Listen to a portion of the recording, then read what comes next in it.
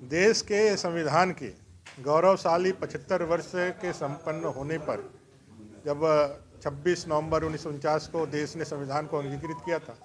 तो उसके 75 गौरवशाली वर्ष पूरे हुए और इस गौरवशाली 75 वर्ष को पूरे देश के अंदर अभियान के रूप में मनाने के लिए संविधान गौरव अभियान पूरे देश के सभी जगहों में मनाया जा रहा है। और झारखंड में भी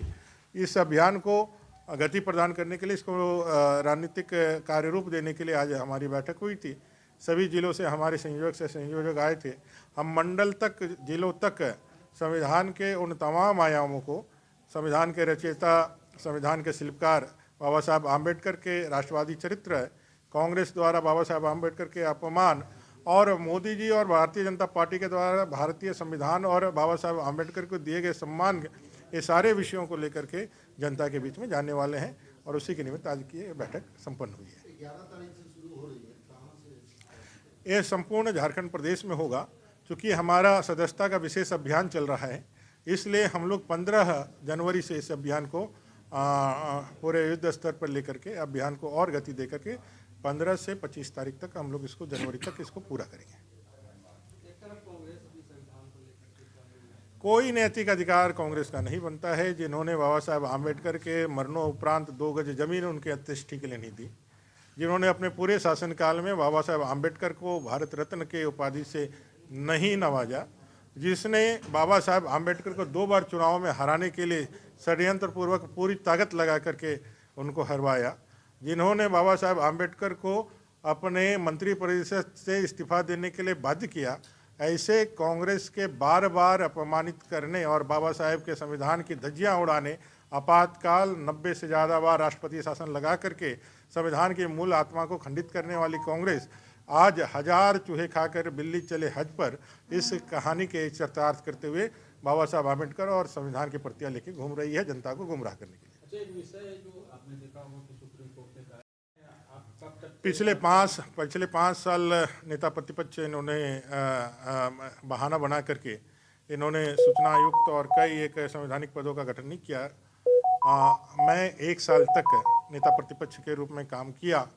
लेकिन सरकार की कभी भी मंशा नहीं रही कि भाई यहाँ हम सूचना आयुक्त और बाकी लोकायुक्त का हम गठन कर दें, क्योंकि ऐसा ना करने से उनके ऊपर अंकुश लगाने वाला संवैधानिक व्यवस्था पूरी तरह से डिफंग रही और उन्होंने पूरे ताकत के साथ भ्रष्टाचार और भ्रष्टाचार से जुड़ी हुई चीज़ों को आगे बढ़ाने में अपने आप को सफल पाया। इसलिए राज्य सरकार की मंशा नहीं है कि भाई ये करे, और इसी के लिए लोग न्यायालय तक में गए और सुप्रीम कोर्ट से आदेश आया है। नहीं, आप जब थे नेता प्रतिपक्ष, एक बार भी पत्र आया क्या? एक बैठक प्रिलिमिनरी बैठक की गई थी, बस एक बैठक औपचारिकता के रूप में हुई, उसके बाद कोई कार्रवाई नहीं हुई, जिसका नतीजा रहा कि अपना जो है इसका गठन नहीं हो पाया। अच्छा, जेएमएम कह रही है कि मानसिक दिवालियापन की शिकार हो गई है बीजेपी के संविधान सम्मान अभियान गौरव।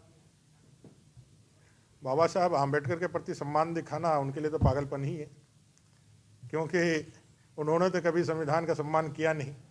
उन्होंने तो बाबा साहब आम्बेडकर जी का हमेशा अपमान ही किया है। मानसिक दिवालियापन के कारण उनका हमेशा से यह प्रबल इच्छा रही है कि बाबा साहेब आम्बेडकर को उनका उचित स्थान, उचित सम्मान ना मिले। आज भारतीय जनता पार्टी के कारण बाबा साहब आम्बेडकर जी को भारत रत्न